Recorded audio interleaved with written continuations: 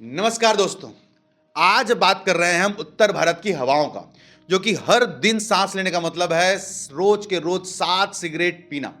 क्या आप जानते हैं कि प्रदूषण अब कोविड-19 से भी ज्यादा लोगों की जान ले रहा है और यह जहर आपके जीवन पे लगभग 8 से 12 साल कम कर रहा है। हम जिस समस्या को मौसमी कहर कहकर टाल देते हैं, वह असल में एक हेल्थ इमरजेंसी है। यह सिर्फ दिल्ली की बात नहीं है यारो, पूरा इंडो गैंगटिक प्लान, मतलब कि पाकिस्तान के सिंधु नदी से लेके पूरा पंजाब, हरियाणा, पूरा एनसीआर, उत्तर प्रदेश, बिहार, वेस्ट बंगाल, साथ ही साथ बांग्लादेश भी एक गैस चैम्बर में बदलता जा रहा है। और इसके पीछे का सबसे बड़ा रीजन है PM2.5 के पार्टिकल्स। ये इतने छोटे होते हैं कि आपके बाल से भी 30 गुना छोटे, जिसे हम आंख से तो देख ही नहीं सकते, लेकिन जब आप सांस लेते हो ना, तो ये छोटे छोटे पार्टिकल्स हमारे फेफड़ों से होते हुए डायरेक्ट हमारे ब्लड स्ट्रीम, खून की धारा में प्रवेश कर जा रहे हैं और एक इनविजिबल क्लियर हमारे हार्ट, ब्रेन और बहुत सारे पार्ट्स को नुकसान पहुंचा रहे हैं, और वो भी चुपचाप। तो क्या हम इस जहर को अपनी नियति मान लें?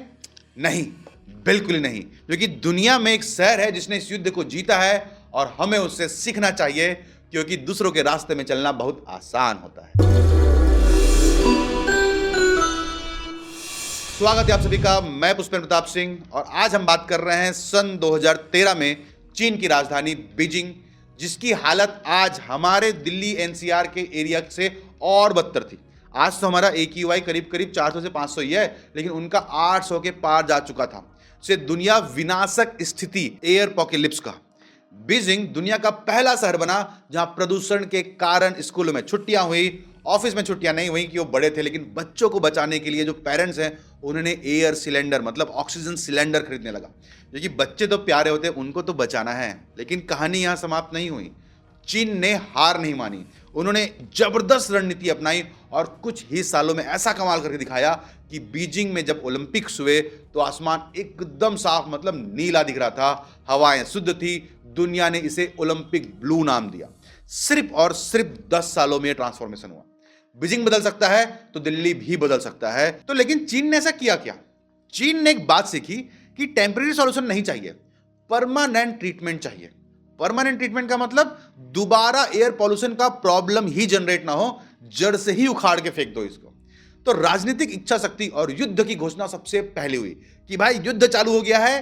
किसके खिलाफ? इंडिया के खिलाफ नहीं रे भाई, एयर पॉल्यूशन के खिलाफ। तो चीन के प्रधानमंत्री रैंक के व्यक्ति ने पब्लिक से माफी मांगी कि मैं माफी चाहता हूं कि हम आपके लिए नहीं कर पाए, क्योंकि ये मेरा काम था। फिर उन्होंने प्रदूषण के खिलाफ युद्ध की घोषणा की। उन्होंने एक सुप्रीम पावर वाली सेंट्रल टीम बनाई जिसने सख्ती से नियमों को लागू किया। और सबसे बड़ी बात, टारगेट पूरा ना होने पर मेयर की कुर्सी जा रही थी। यहां मेयर चुनाव से नहीं, भैया तूने यदि एयर कंट्रोल नहीं किया, जो मैं बोल रहा हूं सिस्टम लागू नहीं किया, तो घर बैठ, हमारे काम का नहीं है। चीन ने समझा कि एक शहर को साफ करने से कुछ नहीं होगा। उन्होंने बीजिंग, तियानजिंग और हिबई जैसे 3 बड़े शहरों को एक क्लस्टर मानकर काम किया। जैसे कि इंडिया में दिल्ली को एक अर्बन सेटलमेंट क्लस्टर मानकर गुरुग्राम, नोएडा और गाजियाबाद को साथ लेना होगा, जिसको हम एनसीआर बोल रहे हैं। उसके और एरिया को बढ़ाना होगा और पूरा एक्शन लागू करना होगा। क्या?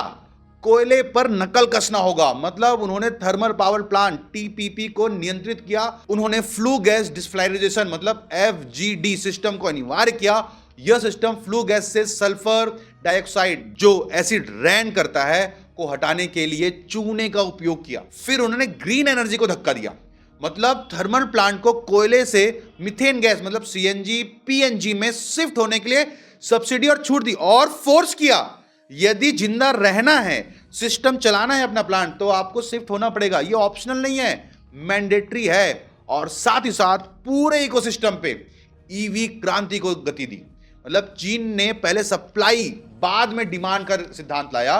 पहले देश भर में लगभग 1 करोड़ चार्जिंग स्टेशन लगाए और फिर पेट्रोल कार के लिए लॉटरी सिस्टम लगाया कि आप पेट्रोल कार लॉटरी सिस्टम से मिलेगा, डायरेक्ट नहीं खरीद सकते। और इलेक्ट्रिक EV को भारी सब्सिडी दिया, बस खरीद लो भाई, तुम खरीद लो। लोन फ्री, जो मैन्युफैक्चरर थे उनको लोन, इंटरेस्ट फ्री लोन देने लग गए। उन्होंने ऑटोमेटिक बैटरी स्वाइपिंग सिस्टम लाया कि कोई इंसान की भी जरूरत नहीं है, आप गाड़ी लगाओ, ऑटोमेटिक आपका बैटरी शिफ्ट हो जाएगा। ये शानदार टेक्निक से लोगों को जब सुविधा मिल रही है, अलग अलग जगह 1 करोड़ से ज्यादा चार्जिंग स्टेशन है, तो मैं क्यों लूंगा पेट्रोल? मैं लूंगा ना ईवी, और यही माइंडसेट से उन्होंने 10 साल में पूरा सिस्टम बदल दिया। लेकिन क्या इंडिया के पास, मतलब हमारे पास भी कुछ ऐसे पावर्स हैं क्या कि हम ये कर सकते हैं? हाँ, हमने भी नियम बनाए थे।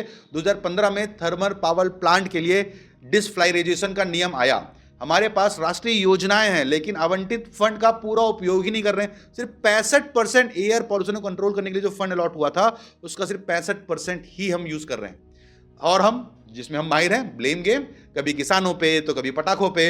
यह समस्या को वैज्ञानिक तरीके से नहीं देख रहे भाई, हम देख रहे हैं कि तेरी गलती है, मैं क्या करूं। तो जब तक केंद्र और राज्य नेशन फर्स्ट की भावना से मिलकर काम नहीं करेंगे, यह जहरीला चक्र चलता रहेगा।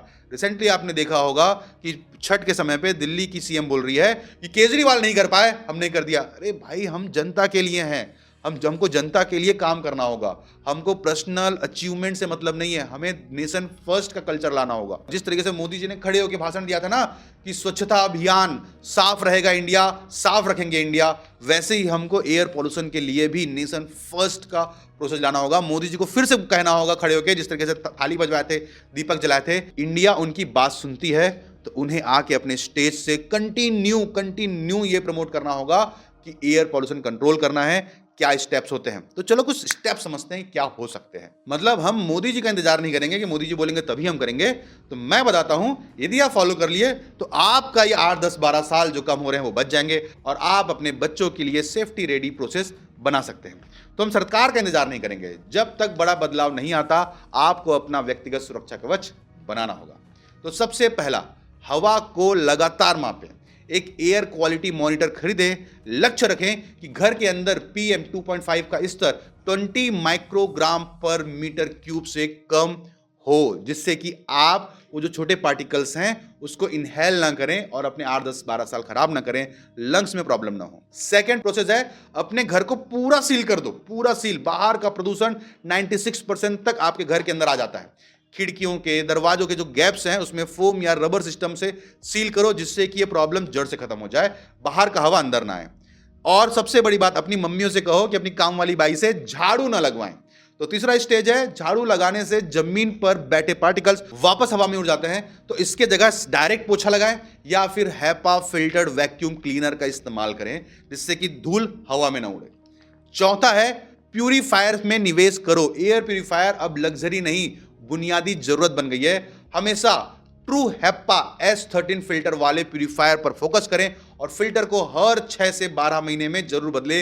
ये नहीं एक बार ले लिए तो जीवन भर कटेगा। और यदि बजट तंग है तो आप अपने घर में खुद क्रॉस रोजनथाल बॉक्स, मतलब अपने आप एयर प्यूरीफायर बना सकते हो, जिसका खर्चा करीब करीब 7,000 रुपये आ रहा है। नीचे डिस्क्रिप्शन में एक वीडियो दे रहा हूं, आप जाकर देख लो। एक भाई साहब ने बहुत डिटेल में बताया है कि 73% तक PM 2.5 के जो पार्टिकल्स हैं वो कम किए जा सकते हैं सिर्फ 7,000 रुपये में। नेक्स्ट है, इंडोर पॉल्यूशन बंद करो।